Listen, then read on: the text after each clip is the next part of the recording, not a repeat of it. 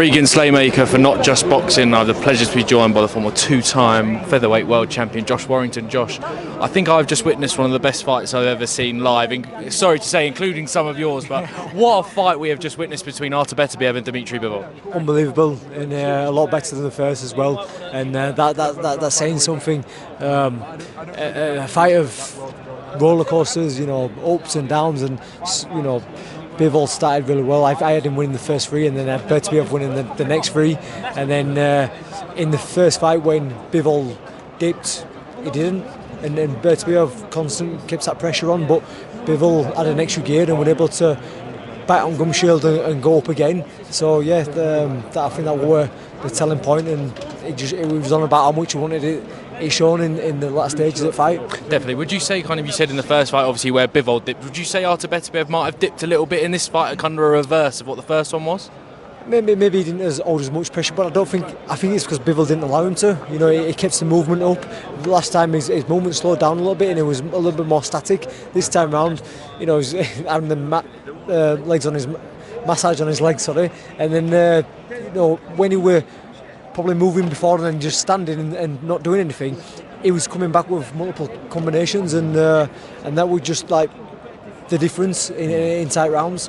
Definitely, mate, as well. I want to touch on the undercard. What was your pick of the bunch from the undercard? We had a stacked card tonight, but what was your pick of the bunch? There were so many.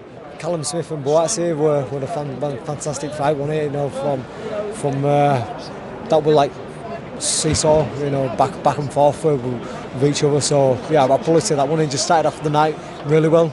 But they're all fantastic fights. Definitely. I do want to give a special shout out to Josh Padley as well, Yorkshire man. I mean, coming on 4 days' notice and putting up that fight, I mean, you've got to give some credit to him, but shout out to Shakur Stevenson as well for getting the job done. Stevenson did what he had to do, but like I mentioned in comms there, that, you know, when you're talking about fighting with Gervonta Davis, you want to really make a bit of a statement, just like Parker did against Bicoli there, you know.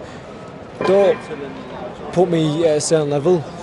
He might have done it as a psychological thing that, like, maybe look over me, but personally, if that, you know, that was me, and you know, some fighter who's not been at that level, has only been in central area level in the UK, then you want to make us a bit of a statement. And obviously, His Excellency likes exciting fights, so you see one reaction at the end. I know that Padley had become like a bit of a fan favourite, but you know, as a fighter, and when you're talking about big, exciting fights, you want to just make exciting statements, really.